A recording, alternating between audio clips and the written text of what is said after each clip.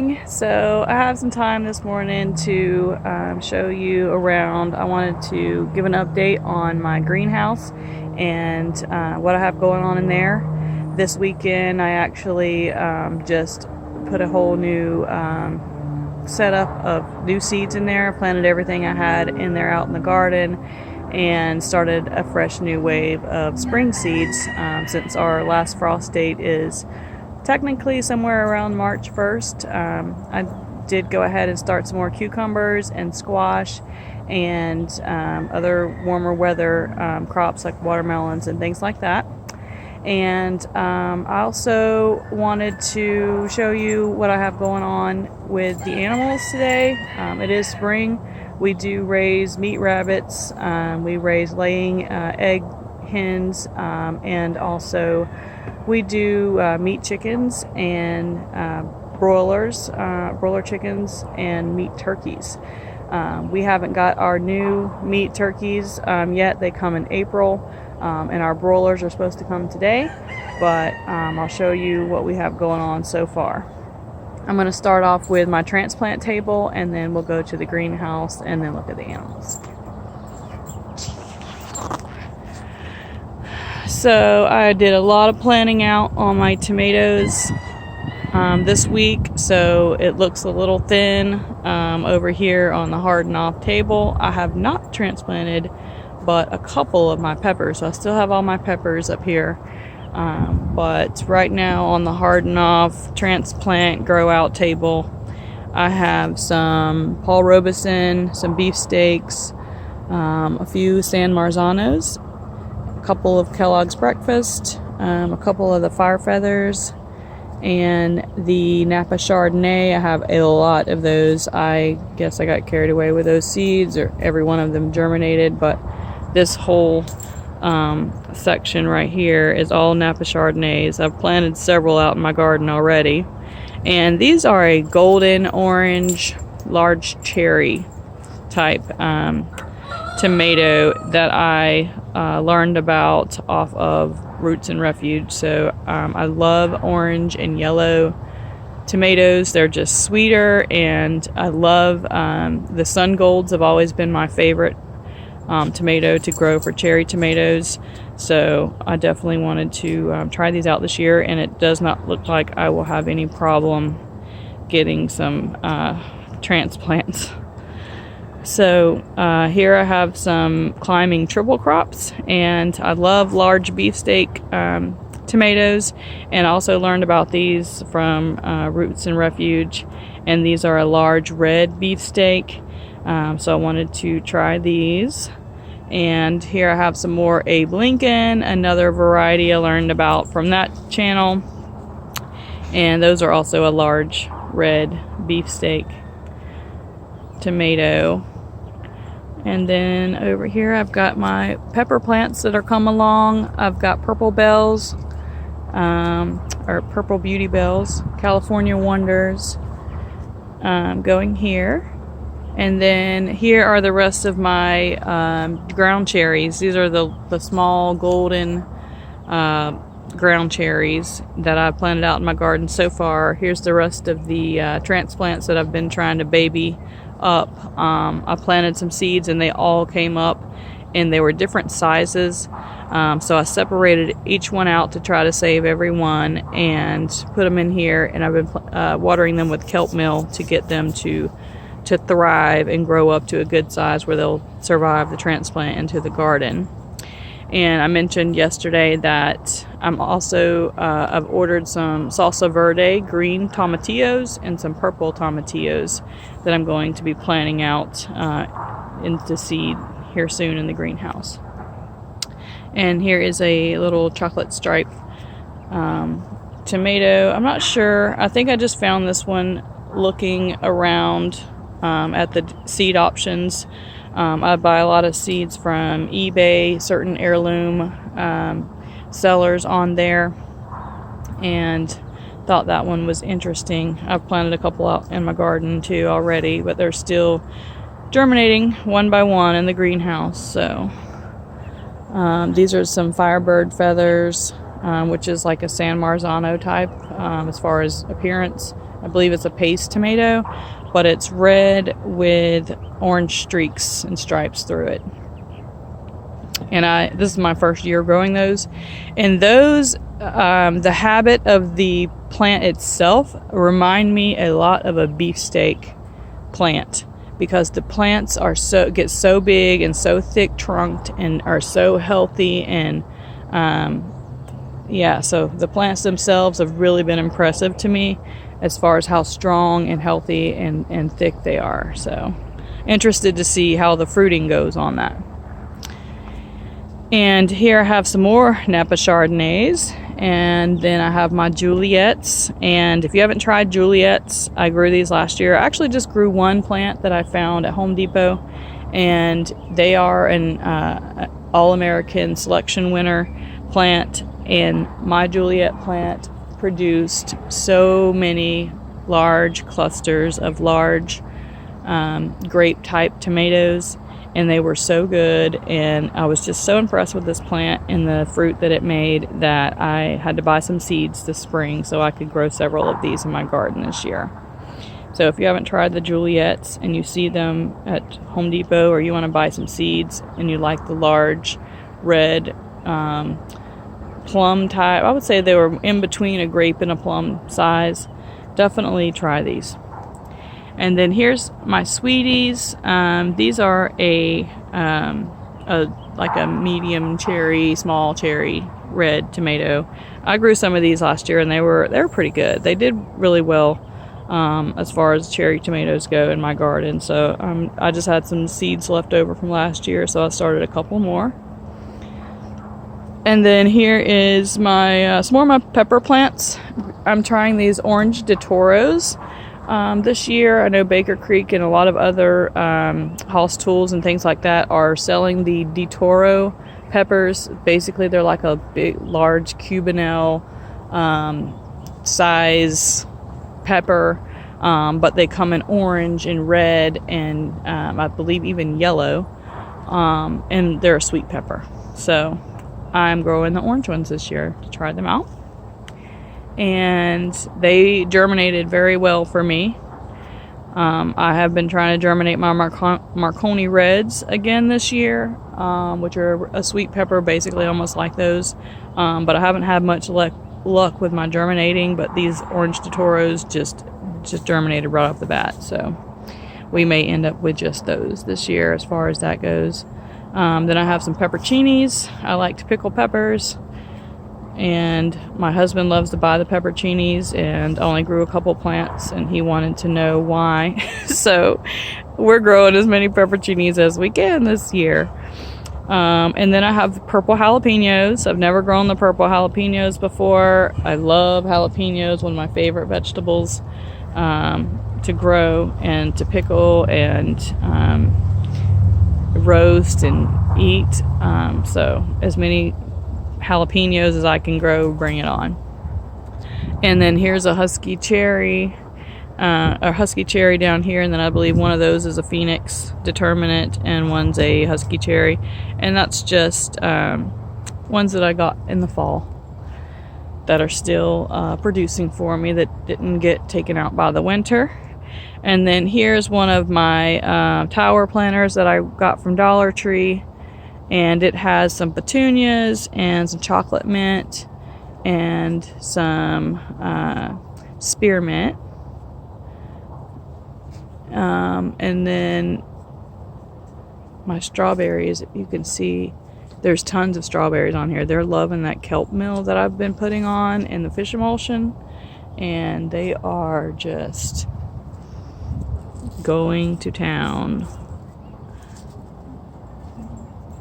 And then here I have some rosemary and lavender, and I'm not sure, this is something that I planted that has made its way into here.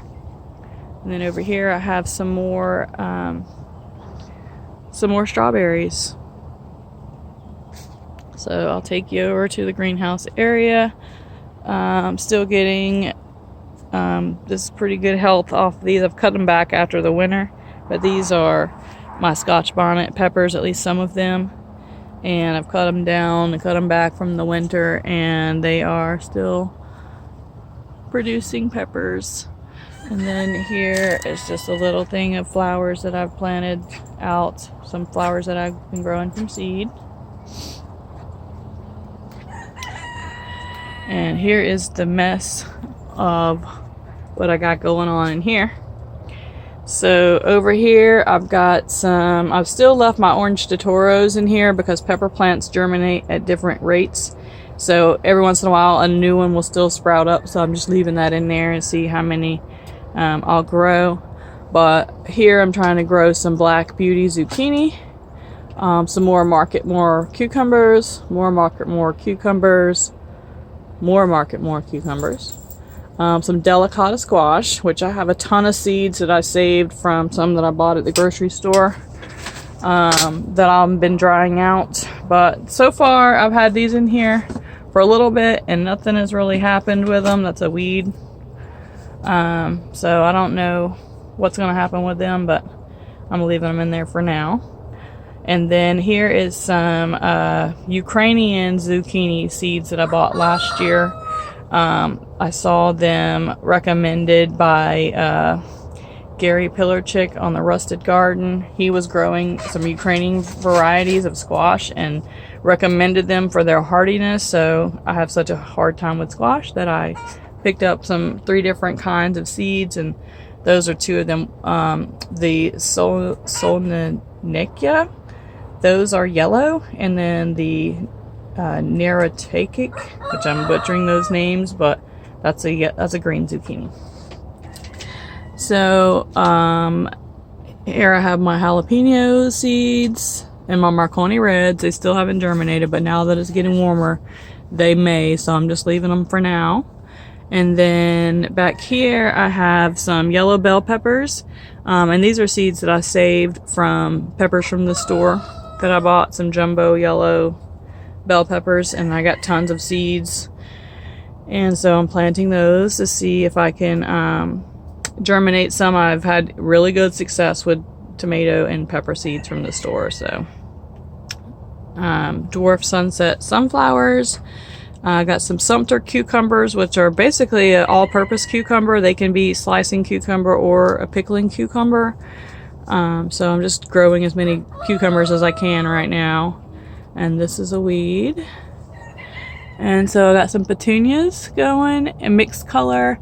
My Mad Hatter peppers. These are peppers I found last year at Home Depot, and they are like a small bell pepper type. They're shaped kind of like a Mexican hat, but they're like a sweet bell pepper. And they were so prolific. We're still growing the same plants. And so I saved seeds to try to grow some more. And then I have these bear paw tomatoes. Just a medium-sized round red tomato that I found that I wanted to try. And then I got my Clemson spineless okra and lemon queen sunflowers. Planted some more nasturtiums.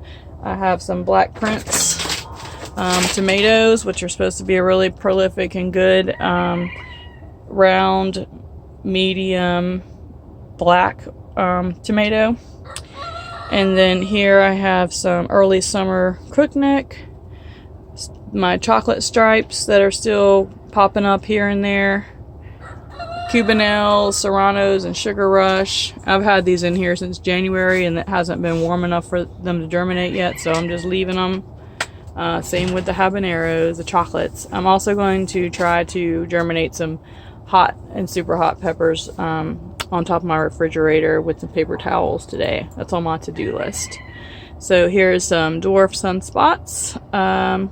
Actually, those haven't, I don't think those are sunflowers. They're just weeds. They haven't germinated yet, but the weeds did.